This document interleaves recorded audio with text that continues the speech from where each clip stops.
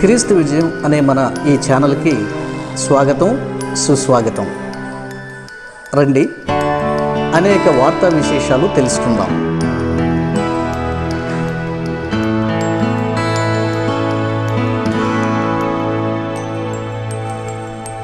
Gospel for Asia, Asia ఖండంలో దేవుని యొక్క సువార్త పరిచర్య. ఆసియా ఖండంలో ఉన్న ప్రజల కోసం సువార్త పరిచర్య. ఆసియా ఖండంలో అనేక ప్రాంతాల్లో, అనేక దేశాల్లో, అనేక రాష్ట్రాల్లో గొప్పగా దేవుని సువార్త పని జరిగించబడతా ఉంది. దాదాపుగా మీ అందరికి కూడా ఇది తెలుసు అని నేను అనుకుంటున్నాను. ప్రపంచ దేశాలన్నీ కూడా దీన్ని గుర్తించాయి. ప్రపంచ దేశాల్లో ఉన్నటువంటి క్రైస్తవ సంబంధితమైనటువంటి అనేక నాయకులనండి, ధనవంతులనండి, విశ్వాసులనండి, భక్తులనండి, పాస్టర్స్ అనండి, దేవుని సేవ కొరకు ఖర్చు చేయాలి అని భావించే ప్రతి ఒక్క వ్యక్తి కూడా ఈ యొక్క గాస్పెల్ ఫర్ ఏషియా అనేటువంటి సంస్థకు వారి కంట్రిబ్యూషన్స్ అనేటువంటివి, వారి ప్రేమపూర్వకమైనటువంటి కానుకలు అనేటువంటివి చాలా ఎక్కువ మొత్తంలో పంపిస్తూ ఉండేవాళ్ళు. వాస్తవంగా కొన్ని వందల మంది, కొన్ని వేల మంది సువార్థికులను తయారు చేసి, సువార్థికుల ద్వారా ఆయా ప్రాంతాల్లో, సువార్త లేని ప్రాంతాల్లో సువార్తను వినిపిస్తూ, యేసు ప్రభు వారి ప్రేమ సందేశాన్ని వినిపిస్తూ, అనేక ఆత్మలను రక్షణలోనికి నడిపించడంలో వీరెంతో కష్టపడుతూ చర్చిలు నిర్మిస్తూ, దేవుడు వారికి ఇచ్చినటువంటి సమయాన్ని, బలాన్ని, ధనాన్ని, జ్ఞానాన్ని దేవుని కొరకు ఖర్చు చేసినటువంటి ఒక మంచి సంస్థగా మనం దీన్ని చూస్తాం. చాలా సంతోషం. దేశంలో కాదండి, ఆసియా ఖండంలోనే అతిపెద్ద క్రైస్తవ పరిచర్యను యోహనన్ అనేటువంటి క్యారలియన్ దీన్ని స్థాపించాడండి. దీనికి ఆయనే డైరెక్టర్గా కూడా ఉన్నారు. బిలీవర్స్ చర్చెస్ అని వీటిని పిలుస్తారు. ఆయన బిలీవర్స్ చర్చ్కి మెట్రోపాలిటన్ బిషప్గా కూడా ఆయనే కొనసాగుతున్నారు. నిజంగానే వీళ్ళు మంచి పరిచర్య చేస్తున్నారండి. నిజానికి వీరు చాలా అద్భుతమైన పరిచర్యను అనేక రాష్ట్రాల్లో, విశేషంగా మన ఇండియా దేశంలో వీళ్ళ పరిచర్యలు ఉన్నాయండి. కొన్ని హాస్పిటల్స్ రన్ చేస్తున్నారు, విద్యాలయాలు రన్ చేస్తున్నారు, చర్చిస్ నిర్మిస్తున్నారు, పేదలకు అనేక రీతులుగా సహాయ సహకారాలు అందిస్తున్నారు, సేవకులను తర్ఫీదు చేస్తున్నారు. ఈ రీతిగా అద్భుతమైనటువంటి పరిచర్యలు జరుగుతున్నటువంటి వీరిపైన రీసెంట్గా 6వ తేదీన ఐటీ దాడులు జరిగాయి. కేంద్ర గవర్నమెంట్ సమక్షంలో ఎందుకు ఈ దాడులు జరిగాయి? ఇది బీజేపీ వారి కుట్ర. ఇది భారతీయ జనతా పార్టీకి సంబంధించి భవిష్యత్తులో మత మార్పిడీలు చేస్తున్నారు అనే వంకతో, లేక ధనాన్ని దుర్వినియోగం చేస్తున్నారు అనేటువంటి ఒక వంకతో ఏదో ఒక రీతిగా క్రైస్తవ సమాజం మీద నిందలు వేస్తూ క్రైస్తవ సంస్థలను మూసివేసేటువంటి పనిలో పడ్డారా? ఈ యొక్క బీజేపీ గవర్నమెంట్ అనేది చాప కింద నీరులాగా కనబడకుండానే తన పని తాను చేసుకుంటూ పోతుందా అన్న అనుమానాలు ఖచ్చితంగా మనకి బలపడుతున్నాయి. అందుకే జాగ్రత్త, తస్మస్ జాగ్రత్త. సేవకులు మాకేములే, భయం లేదులే అని కొందరు అనుకుంటున్నారు. పెద్ద పెద్ద సేవకులైనటువంటి వారు క్రైస్తవ సమాజం మీద కక్ష తీర్చుకోవాలని, క్రైస్తవ్యాన్ని నిలిపివేయాలని, ఇండియా దేశాన్ని హిందూ దేశంగా మార్చాలనే చేసేటువంటి కుట్రలో ఒక భాగంగానే దీన్ని మనం చూడాల్సి వస్తుంది. అసలు ఏం జరిగింది తెలుసుకునే ప్రయత్నం చేద్దాం. Income Tax Department has discovered a huge financial scam under the Believers Church. In a raid that was carried out at various offices in Delhi and Kerala, the department has seized around 4.5 crore rupees. We are learning that questioning in this case is still underway. IT department officials are questioning the members of the Believers Church from inside their headquarters. Vivek Karandalam joining us on the broadcast. More on this, Vivek. It's a developing story. What more details can you share with us? Yeah, as you said, the raids are still going on in the headquarters in Tiruvalla. in Pathanamthitta district. This raid has begun a day before yesterday, and now what we understand is that it's the people, the members of this Believers Church have been questioned by the IT department officials with the help of Kerala police. 4.5 crores has been seized, from their, various, places, especially from Delhi and Kerala. From Kerala, they have their office in Kottayam and Pathanamthitta. Yesterday, what we understand is that 57 lakh was found from a vehicle which was parked outside this headquarters, and rest of the money, that is 3.545 crore, was from the Believers Church office in Delhi, and rupees 1.15 crore was the offices in Kerala. Now remember this, there was a case regarding this particular church earlier also. There was a complaint that's been filed, and what we understand from our sources is that trust formed under Believers Church have received rupees 6,000 crore from abroad within the last 7 years. Now, as per the law, foreign fund that's been received for charity must be used only for that purpose, and the details must be informed to the government. But the Believers Church, what I understand is, invested foreign fund in real estate sector, and there is also irregularities that was found in the accounts that has been produced by the church. Now, this is exactly what the IT department says. We don't have much details as of now, but one thing we know is that this particular Believers Church is also funding various political parties, and they are also, they are the one who actually owns the Cheruvalli estate. Remember, this is the one land which the government was planning to build an airport in Pathanamthitta, but now the Kerala High Court has intervened and said that it cannot be done. All right. So the project is is halted. Thank you very much, Vivek, for the moment, for joining us with all of those details. 2014లో Bharatiya Janata పార్టీకి శ్రీ గౌరవనీయులు నరేంద్ర మోదీ గారు అధ్యక్షుడయ్యాక ఒక విధంగా చెప్పాలంటే క్రైస్తవ సమాజం కొంచెం భయపడిందండి. ఇది వాస్తవమే. ఎందుకంటే దానికి చాలా కారణాలు ఉన్నాయి. ఇప్పుడు అవన్నీ మనం మాట్లాడుకోవడం సమంజసం కాదు. అయితే నిజానికి ఆ తర్వాత ఆయన ఒక మంచి వ్యక్తిగానే గుర్తింపు తెచ్చుకున్నాడు అని చెప్పాలి. ఆయన దాదాపుగా క్రైస్తవులనైనా, ముస్లిమ్స్నైనా, హిందువులనైనా సమదృష్టితోనే చూస్తున్నటువంటి ఒక మంచి ప్రధానిగానే భావించవచ్చు అన్నట్లుగా ఆయన ప్రవర్తన, ఆయన క్రియలు, ఆయన యొక్క మాటలు ఉన్నాయి అనే చెప్పాలి. అయితే రీసెంట్గా పరిస్థితులు మనం తర్వాత మళ్ళీ 2019లో మరలా ప్రధాని అయ్యారు ఆయన. తర్వాత కొన్ని పరిస్థితులు చిన్న చిన్నగా మార్పు చేర్పులు జరుగుతూ వస్తున్నట్లుగా మనం గమనిస్తున్నాం. అయితే ఆయన కాదు కానీ బీజేపీ నుండి కొందరు మరి చోటా నాయకులనండి, బడా నాయకులనండి, మరి గోమాంసమును భుజించే వారి మీద దాడులు, వాళ్ళని చంపేయటము, మరి జై శ్రీరామ్ అంటూ నినాదాలు చేయించటము, జై శ్రీరామ్ అనాలని, ఇది మా హిందూ దేశం అంటూ కొంతమంది సోషల్ మీడియాలో విచ్చలవిడిగా రకరకాలుగా భయంకరంగా దాడులు చేస్తూ ప్రజలను భయము గొలిపే రీతిన చాలా సందర్భాలు జరిగాయి, చాలా విషయాలు జరిగాయి. సరే, వాటన్నిటినీ విడిచిపెడదాం, వాళ్ళందరినీ క్షమిద్దాం యేసు ప్రభువుని బట్టి.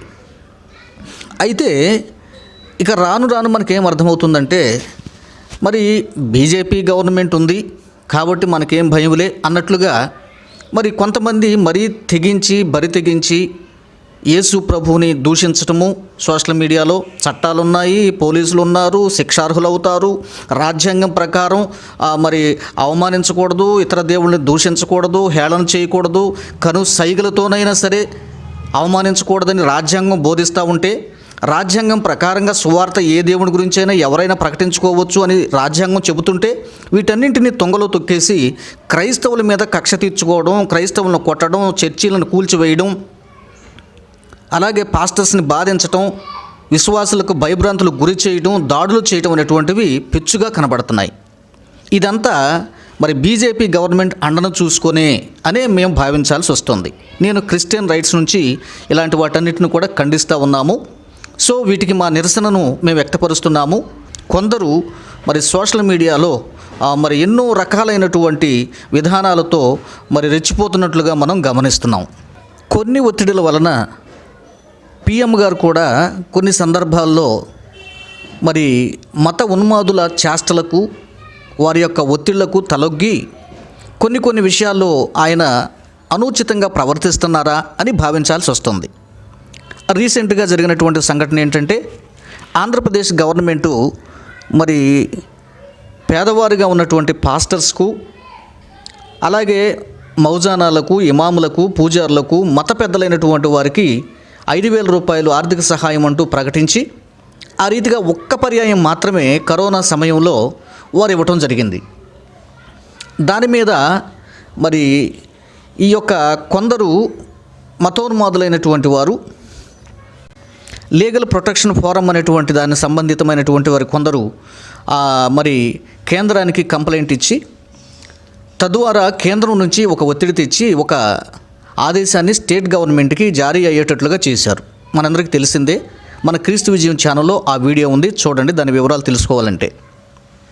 అయితే దాని యొక్క సారాంశం ఏంటంటే మరి బీసీసీ అయినటువంటి పాస్టర్కి మాత్రమే క్రైస్తవుడు అతనికి 5,000 ఇవ్వాలి, మరి మీరు ఎందుకు మిగిలినటువంటి ఎస్సీ క్యాండిడేట్లకు కూడా మిగిలినటువంటి వారికి కూడా 5,000 ఇచ్చారు, దాని మీద మరి సరైనటువంటి రిపోర్ట్స్ ఇవ్వండి, క్రిమినల్ చర్యలు తీసుకోండి, దాని గురించినటువంటి మీరు అలా ఎందుకు చేశారు అంటూ దాని వివరాలు కావాలంటూ మరి కేంద్ర గవర్నమెంట్ స్టేట్ గవర్నమెంట్ని కోరినట్లుగా మనం వార్తా కథనాలు చూసాము, సోషల్ మీడియాలో చూసాం. అదేంటండి, ఇంత అన్యాయం ఏంటండి? ఈ సొమ్మును స్టేట్ గవర్నమెంట్ సుమారుగా ఒక 30,000 మందికి పాస్టర్స్కు హెల్ప్ చేసింది. 5,000 ఒక్క సమయంలో మాత్రమే. అయితే దానికి ఒక ఆధార్ కార్డు చాలన్నారు. ఫైనల్గా ఆధార్ కార్డు, పాస్టర్ గారు అనే గుర్తింపు ఉంటే చాలన్నారు. ఫస్ట్లో ఏదో ఒక 25 కాలమ్స్ పెట్టారు, వాటిని ఏదో మళ్ళీ తగ్గించుకుంటూ వచ్చారు. అవి అట్లా పక్కన పడేసి చివరికి ఇది కరోనా సీజన్లో ఇచ్చేది కాబట్టి ప్రతి పాస్టర్ గారు ఎలిజిబుల్లే అంటూ జస్ట్ ఈవెన్ ఆధార్ కార్డు ఉంటే చాలు అని ఇచ్చేశారు. అది కూడా ఎంతమందికి అండి? ఒక 30,000 లోపు మాత్రమే. నాకు తెలిసి ఆ పెద్ద పాస్టర్లు ఎవరు కూడా అది ఇన్వాల్వ్ అవ్వలేదు. నాకు తెలిసి వాళ్ళు ఎవరు కాస్త ధనం కలిగినటువంటి వారు ఎవరు కూడా దానికి చేయి తీసుకున్నటువంటి విధానం లేదు. ఇది ఓకే. దీనికి కేంద్ర గవర్నమెంట్ ఎందుకు ఒత్తిడి చేస్తుందండి? అర్థం కావట్లా. నరేంద్ర మోదీ గారు దీనికి ఎందుకు అనుమతించారండి? అర్థం కావట్లా. ఇది ఒక భయాన్ని కలిగించడానికి చేసిన ప్రయత్నంగా భావించాల్సి వస్తుంది. క్రైస్తవ సమాజాన్ని, సేవకుల్ని, పాస్టర్స్ని, సంఘాలను భవిష్యత్తులో ఇంకేం జరుగుతుందో అనే భావన ప్రజల్లో కలిగించడానికి, క్రైస్తవ్యంని భయపెట్టడానికి వీళ్ళు ఈ పనులు చేస్తున్నారా అని ఒకవైపు బాధపడుతున్నాం. అయితే ఇంతలోనే మరి నవంబర్ 6వ తారీఖున కేరళ స్టేట్లో ఉన్నటువంటి యోహనన్ గారు, అంటే మీకు అర్థం కావడానికి యోహాన్ గారు అండి ఆయన పేరు. మీకు ఇందాకే చెప్పాను నేను. గాస్పల్ ఫర్ ఏషియా అనేటువంటి మరి పెద్ద సంస్థ, ఇండియాలోనే కాదు ప్రపంచంలో గుర్తింపు పొందినటువంటి ఏకైక పెద్ద సంస్థ, దేవుని పరిచర్య చేస్తున్నటువంటి సంస్థ. వీళ్ళు అక్కడ రాసినటువంటి వార్తా విషయంలో కూడా ఇది ఓ పెద్ద సంస్థ, వీళ్ళే చాలామందిని మరి మతం మారేటట్లుగా చేస్తున్నారు అంటూ కూడా అక్కడ ఒక కాలంలో వ్రాయబడింది. నాకు దగ్గర ఉన్న సమాచారం ప్రకారంగా మీతో మాట్లాడుతున్నాను. సో కనుక వీళ్ళు గురి నెక్స్ట్ టార్గెట్ ఎట్లా చేశారండి? ఇండియా దేశంలో పెద్ద సంస్థగా ఉన్నటువంటి దీని మీద 2017లోనే నిఘా పెట్టి, సరే అక్కడ నుంచి వచ్చేటువంటి కంట్రిబ్యూషన్స్ అనేటువంటివి చందాలనండి, మరి లవ్ ఆఫరింగ్ అనండి, కంట్రిబ్యూషన్స్ అనండి, ఇంకా రకరకాలుగా వచ్చేటువంటి కోట్లాది రూపాయలు వీళ్ళు దుర్వినియోగం చేస్తున్నారు. లేదా ఈ డబ్బును ఆపేస్తే క్రైస్తవ్యం అనేటువంటిది కాస్త తగ్గుముఖం పడుతుంది అని భావించి దాదాపుగా మరి ఈ యొక్క ఎఫ్సిఆర్ఏ అనేటువంటి దాన్ని దాదాపుగా విదేశాల నుంచి వచ్చే డబ్బును ఆపేశారండి.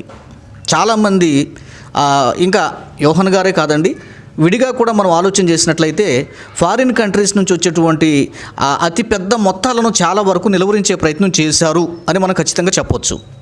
దీనిలో భాగంగా మరి వీళ్ళు ఏం చేశారంటే 2017లోనే ఆయనకు విదేశాల నుంచి డబ్బు రాకుండా బ్లాక్ చేశారండి. ఎందుకు ఇలా చేశారు అంటే కేవలం మరి ఏదో ఒక చాకు చూపించాలి కదా. వీళ్ళు మరి నిబంధనలకు విరుద్ధంగా ప్రవర్తిస్తున్నారు. సో కనుక వీళ్ళ దగ్గర సరైనటువంటి మరి లిస్టు లేదు, సరైనటువంటి ఆధారాలు లేకపోతే సరైనటువంటి రిజిస్టర్ వీళ్ళ దగ్గర లేదు, కనుక దీన్ని మేము డబ్బు ఆపేస్తున్నామంటూ ఇంచుమించుగా 6,000 కోట్లు నిబంధనలకు విరుద్ధంగా నిబంధనల ఉల్లంఘన జరిగింది అంటూ ఈ యొక్క 2017లోనే ఈ కార్యక్రమానికి వీరు శ్రీకారం చుట్టారండి. అప్పట్లో ఇదంత వెలుగులోకి రాలేదు. అయితే సడన్గా మరి 6వ తారీఖున అనుకుంటున్నాను, 6వ తారీఖునే నా దగ్గర సమాచారం ఉంది, మొన్న నవంబర్ 6వ తారీఖున మరి యోహాన్ గారి ఇంటి మీద, ఆఫీస్ మీద ఆయనకు సంబంధించినటువంటి మరి హాస్పిటల్స్ అనండి, లేకపోతే స్కూల్స్ విద్యాలయాలు అనండి, వారి బంధువర్గం అనండి, అధికార వర్గం అనండి, ఆయన కింద పనిచేసే ఏకకాలంలో అన్నింటి మీద కూడా ఐటీ దాడులు జరగటం చాలా దురదృష్టకరం. అంటే ఒక విధంగా మనం ఆలోచన చేస్తే స్టేట్లోనే ఉన్న ఇలాంటి ఇన్సిడెంట్ జరిగింది. సేవకులకు మీరు ఎందుకు డబ్బులు ఇస్తున్నారు, ఆపండి, ఖచ్చితంగా బీసీసీ అయితేనే ఇవ్వండి. దాదాపుగా బీసీసీ సర్టిఫికేట్స్ కలిగి ఉండాలి అన్న ఆలోచన ఇంతకుముందు ఎప్పుడూ ఎవరు ఏ గవర్నమెంట్ చెప్పలా. వాస్తవంగా అన్యులైనటువంటి వారే దాదాపుగా 60-70% మంది సువార్థికులుగా సేవకులుగా పనిచేస్తున్నారు. వాళ్ళు ఎవరు సర్టిఫికేట్స్ మార్చుకోవాల్సిన అవసరం రాలేదు. మీ సర్టిఫికేట్స్ ఖచ్చితంగా మీరు మార్చుకోవాలి పాస్టర్ గారు అయితే అనే నిబంధన ఎక్కడా లేదు. సడన్గా మీరు బీసీసీ కాదు కాబట్టి మీరెవరు కూడా అర్హులు కాదు అంటున్నారు. రేపేమంటారంటే మీరు బీసీసీ కాదు కాబట్టి అసలు మీరు చర్చిలో ప్రసంగం చేయొద్దు అంటారు. మీ పాస్టర్ గారు ఒకవేళ బీసీసీ కాకపోతే మీ చర్చి క్లోజ్ చేయండి అంటారు. అంటే భవిష్యత్తులో ఇలాంటివి సంభవిస్తాయి. అంటే ఇది ముంగుర్తు అన్నమాట. మెల్లమెల్లగా చాప కింద నీరులాగా వీళ్ళు ఒక్కొక్క స్టెప్ తీసుకుంటున్నారా అని మనం భయపడాల్సి వస్తుంది. సరే, భయం ఎందుకులేండి, మన దేవుడు సృష్టికర్త, సమస్తము ఆయన చేతుల్లో ఉంటాయి. ఆయనే మనను సృజించాడు. ఆయన ఒప్పుకుంటేనే ఒక రాజ్యాధికారం, ఒక ప్రధానమంత్రి అనండి, ఒక చీఫ్ మినిస్టర్ అనండి, ముఖ్యమంత్రి అనండి, వాళ్ళు అధికారులు అవుతారు. ఒకడు రాజు కావాలన్నా, సింహాసనం మీద కూర్చోవాలన్నా, సింహాసనాన్ని పోగొట్టుకోవాలన్నా అది మన దేవుని యొక్క చేతుల్లోనే ఉంటుంది. అర్థమైందండి? మన దేవుడు ఆజ్ఞాపిస్తేనే భూమి మీద రాజ్యాధికారం అనేది ప్రతి వ్యక్తి పొందవలసి ఉంటుంది. ఇది 100% ఎవరు ఒప్పుకున్నా ఒప్పుకోకపోయినా ఇదే వాస్తవం, ఇదే సత్యం. మన భారతదేశంలో ఉన్నటువంటి అతి పెద్దదైనటువంటి నెంబర్ 1 స్థానంలో ఉన్నటువంటి మరి యొక్క గాస్పల్ ఫర్ ఏషియా మీద దాడి చేయటం అనేటువంటిది అయితే నిజమేనండి. చిన్న చిన్న ఒడుదుడుకులు ఉంటే ఉండొచ్చేమో, నేను కాదంటలేదు. లేకపోతే ఒకవేళ వాళ్ళు నిబంధనలు ఉల్లంఘించారేమో, నేను కాదంటలేదు. లేకపోతే కొంత మనీ అవకతవకలు జరిగిందేమో, నేను కాదంటలేదు. కానీ వీరి ముఖ్య ఉద్దేశం ఏంటంటే ఇక్కడేదో అవకతవకలు జరిగిపోయినాయి, ఏదో కొంత డబ్బు దుర్వినియోగపరిచారు, లేకపోతే కొంత ఈ కంట్రిబ్యూషన్ అనేటువంటిది ఒక 5 కోట్ల వరకు జప్తు చేసుకున్నారండి. ఈ డబ్బు అంతా కూడా మరి సాధారణంగా పాస్టర్స్ నుంచి వీరు టైత్ తీసుకుంటారు. ఇదంతా కూడా సరిగా వినియోగించట్లేదు, దీనికి లెక్కలు లేవు అంటూ వంక చూపిస్తున్నారు. కానీ అయితే వీరి యొక్క ఇన్నర్ ఫీలింగ్ ఏంటంటే క్రైస్తవ సమాజం మీద దెబ్బ కొట్టాలి, ఇండియాలో క్రైస్తవులు భయపడిపోవాలి.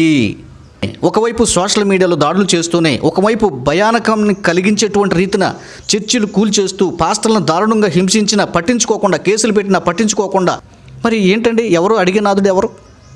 కనుక ఆలోచించండి. సో కనుక జాగ్రత్తగా ఉండండి. సో అయితే మరి ఈయన గురించి మనం పరిశీలన చేసినట్లయితే నిబంధనలు ఉల్లంఘించాడని, సో వీరి దగ్గర 5 కోట్లు వెంటనే స్వాధీనం చేసుకున్నారు. FCRA అట్లాగే ఫేమా FEMA యాక్ట్ కింద మరి ఈ దాడులు మేము నిర్వహిస్తున్నామని చెప్పి వారు చెప్పడం జరిగింది.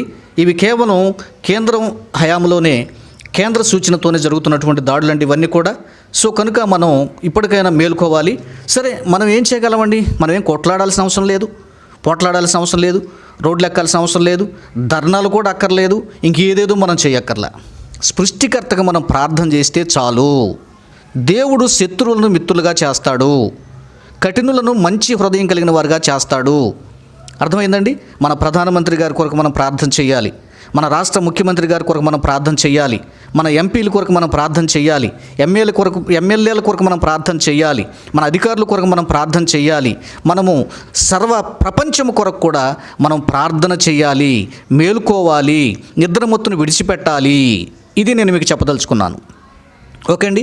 టోటల్గా మరి ఇలాంటి దాడులు వెంటనే జరగడం, ఇలాంటి పరిస్థితులు మనం చూస్తూ ఉంటే చాలా భయంకరమైనటువంటి దినాలు వస్తాయేమో అని ఒకవైపు కొంత భయం అనిపిస్తుంది. కానీ ప్రభువా, నీకు తెలియకుండా రాదు కదా, ప్రభు ఆజ్ఞాపించకుండా ఏమి జరగదు కదా, ప్రభు చిత్తమైతేనే కదా ఈ శ్రమలు, శోధనలు, కష్టాలు వచ్చేది. ఓకే, ఇవి 2వ రాకడకు సూచనగా కూడా మనం భావించవచ్చు. అర్థమైందండి? సో మరి ఈ విషయాల్లో మరి ప్రార్థన చేయండి, మీ యొక్క కామెంట్స్ను తెలియచేయండి. బై ద వే, మరొక విషయం ఏంటంటే, గత వీడియోలు మీరు 1-2 వీడియోలు చూస్తే మరి పాస్టర్స్పై కఠిన చర్యలు అంటూ వీడియో రిలీజ్ అయింది. ఆ తర్వాత పాస్టర్స్కు వార్నింగ్ అని, పాస్టర్స్ గుడ్ న్యూస్ అంటూ మరొక వీడియో వచ్చింది. సో టోటల్గా బీసీసీ ఉన్నటువంటి వారిని ప్రార్థన చేసుకొని ఇస్తారు, గుడికి వెళ్ళనిస్తారు, గుడిలో బోధించనిస్తారు, వారికి ఏదైనా ఉపకారం చేయాలన్న ప్రభుత్వాలు చేస్తాయి. భవిష్యత్తులో బీసీసీగా గుర్తింపు లేకపోతే భవిష్యత్తులో పాస్టర్ గారులకే కాదు విశ్వాసులకు కూడా కష్టాలు రావచ్చు. కనుక నేను చెప్తుంది ఏంటంటే వీలైనంత వరకు దీని మీద మరి ఒక అవగాహనకు వద్దాము. ఇంకా కొన్ని విషయాలు మీతో మాట్లాడవలసినటువంటి విధానాలు ఉన్నాయి. పాస్టర్స్ ఎవరైనా మండల ఆఫీస్కి వెళ్ళి ఎంఆర్ఓ గారిని కలిస్తే అబ్బే అసలు గవర్నమెంట్ రూల్ లేదండి, మేమెక్కడ మీకు రాసిచ్చేది. ఇప్పుడు ఒక ఎస్సీ పాస్టర్ గారు వెళ్ళి అయ్యా నేను మార్చుకుంటానంటే అబ్బే ఇప్పుడు కుదరదండి అంటున్నారు.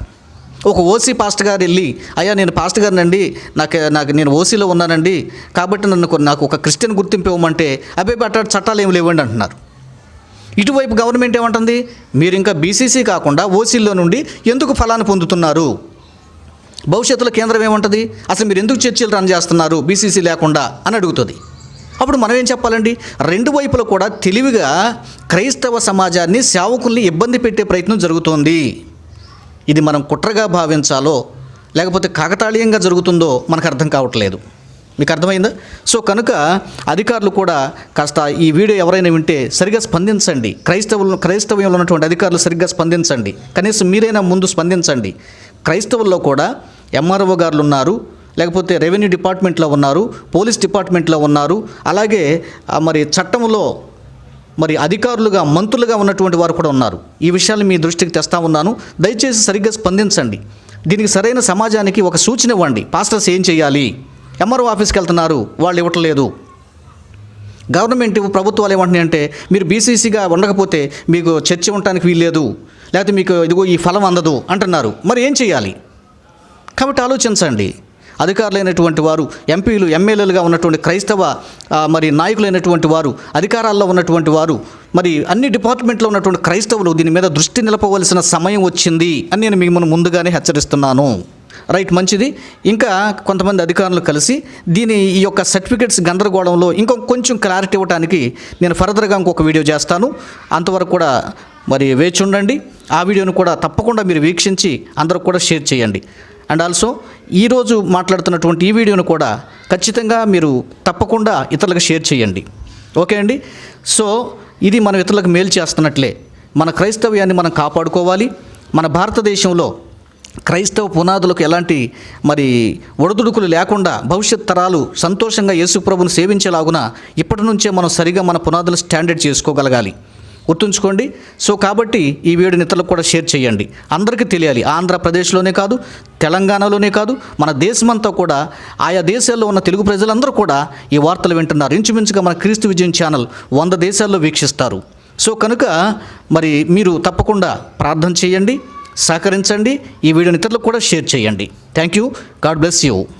Please subscribe our YouTube channel క్రీస్తు విజయం. క్రీస్తు విజయం అనే మన ఛానల్ని సబ్స్క్రైబ్ చేయండి. మన వీడియోలను లైక్ చేయండి, షేర్ చేయండి, కామెంట్ చేయండి. మన క్రీస్తు విజయం అనే ఛానల్లో ఆధ్యాత్మిక సందేశాలు, మంచి మంచి సాక్ష్యాలు, వార్తా విశేషాలు ప్రచురింపబడుతున్నాయి. తప్పక వీక్షించండి, దీవెనలు పొందండి. Please like, share, comment our videos. Don't forget to subscribe Christu Vijayam.